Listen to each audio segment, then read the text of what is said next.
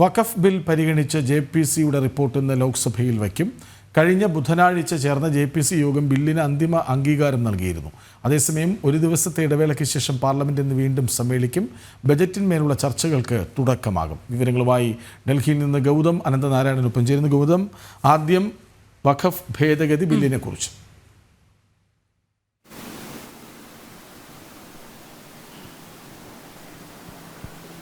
കൃഷ്ണരാജ്, കഴിഞ്ഞ 6 മാസമായി joint parliamentary committee വഖഫ് ഭേദഗതി ബില്ല് വിശദമായി തന്നെ പരിശോധിക്കുകയായിരുന്നു. ജഗദാംബിക പാലിന്റെ നേതൃത്വത്തിലുള്ള JPC സമൂഹത്തിന്റെ വിവിധ ഭാഗങ്ങളിൽ നിന്നും അഭിപ്രായങ്ങൾ സ്വരൂപിച്ചു. അതോടൊപ്പം തന്നെ രാജ്യത്തിന്റെ എല്ലാ ഭാഗങ്ങളിലും ഈ വഖഫ് ബോർഡുകൾ നടത്തിയിട്ടുള്ള അധിനിവേശം സംബന്ധിച്ച് നേരിട്ട് പോയി സിറ്റിങ്ങുകൾ നടത്തി. സാധാരണക്കാരുടെയും ഒപ്പം ഈ വഖഫ് അധിനിവേശത്തിന് ഇരകളായ ആളുകളുടെയും അഭിപ്രായങ്ങൾ കേട്ടു. ഒപ്പം ഈ ജോയിന്റ് പാർലമെന്ററി കമ്മിറ്റിയുടെ യോഗം പലതവണ നടന്ന് അങ്ങനെ വിഷയം വിശദമായി പഠിച്ച ശേഷമാണ് കഴിഞ്ഞ ബുധനാഴ്ച ജഗദാംബിക പാലിന്റെ അധ്യക്ഷതയിലുള്ള JPC വഖഫ് ഭേദഗതി ഈ റിപ്പോർട്ടിന് അംഗീകാരം നൽകിയത്. തുടർന്ന് വ്യാഴാഴ്ച ഈ റിപ്പോർട്ട് ജഗദാംബിക പാൽ ലോക്സഭാ സ്പീക്കർ ഓം ബിർളയ്ക്ക് കൈമാറിയിരുന്നു. ഈ റിപ്പോർട്ടാണ് ഇന്നിപ്പോൾ ലോക്സഭയിൽ വയ്ക്കാൻ പോകുന്നത്. ഈ ബജറ്റ് സമ്മേളന കാലയളവിൽ തന്നെ വഖഫ് ഭേദഗതി ബിൽ ലോക്സഭയുടെ പരിഗണനയിലും വരും എന്നാണ് കേന്ദ്ര സർക്കാർ വിശദീകരിച്ചിരിക്കുന്നത്. 2 ഘട്ടമായാണ് ബജറ്റ് സമ്മേളനം നടക്കുന്നത്. അതിന്റെ ആദ്യ ഘട്ടം ഇപ്പോൾ പുരോഗമിച്ചുകൊണ്ടിരിക്കുന്നു. അതിനുശേഷം മാർച്ച് മാസം 10-ന് 2ാം ഘട്ടം ആരംഭിക്കുന്നുണ്ട്. അതിനാൽ ഇതിന്റെ ഏത് ഘട്ടത്തിലാണ് ഈ ബില്ല് കൊണ്ടുവരാൻ കേന്ദ്ര സർക്കാർ ഉദ്ദേശിക്കുന്നത് എന്നത് സംബന്ധിച്ചൊരു വ്യക്തതയില്ല. പക്ഷേ JPC ഇന്നിപ്പോൾ റിപ്പോർട്ട് ടേബിൾ ചെയ്യുകയാണ്. ഈ സാഹചര്യത്തിൽ ഈ ബജറ്റ് സമ്മേളനത്തിൽ തന്നെ പാർലമെന്റിന്റെ ഇരുസഭകളിലും വഖഫ് ഭേദഗതി ബില്ല് പാസ്സാക്കാനാണ് കേന്ദ്ര സർക്കാർ ഉദ്ദേശിക്കുന്നത്. ബജറ്റിന്മേലുള്ള ചർച്ചകൾക്ക് ഇന്ന് തുടക്കമാകുമ്പോൾ എന്തൊക്കെയാണ് പ്രധാനമായും ചർച്ചകളിൽ വരിക എന്നുള്ള കാര്യം കൂടി വിശദമായി അറിയാൻ കഴിയുന്നുണ്ടോ ഗൗതം? വിവരങ്ങൾ.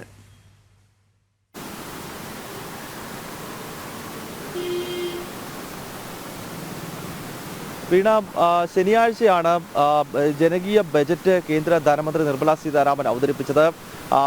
ടാക്സിന്റെ പരിധി, ആദായ നികുതി പരിധി 12 ലക്ഷമായി ഉയർത്തി എന്ന വളരെ ചരിത്രപരമായ ഒരു നീക്കം കേന്ദ്ര സർക്കാരിന്റെ ഭാഗത്ത് നിന്നുണ്ടായിരിക്കുന്നു. അടുത്ത കാലത്തൊന്നും മിഡിൽ ക്ലാസ്സിന്, സാധാരണക്കാർക്ക് ഇത്രത്തോളം വലിയ ആശ്വാസം നൽകുന്ന ഒരു ബജറ്റ് സമീപകാലത്ത് ഭാരതത്തിൽ ഉണ്ടായിട്ടില്ല. അതിനാൽ തന്നെ അത്രത്തോളം വലിയ തോതിൽ പ്രശംസയുള്ള ഒരു ബജറ്റ് അവതരണത്തിന് ശേഷം ഇന്നിപ്പോൾ ലോക്സഭയുടെ ഇരുസഭകളും സമ്മേളിക്കാൻ പോകുന്നു. അതിനാൽ കേന്ദ്ര സർക്കാർ വലിയ ആത്മവിശ്വാസത്തിൽ തന്നെയാണ്.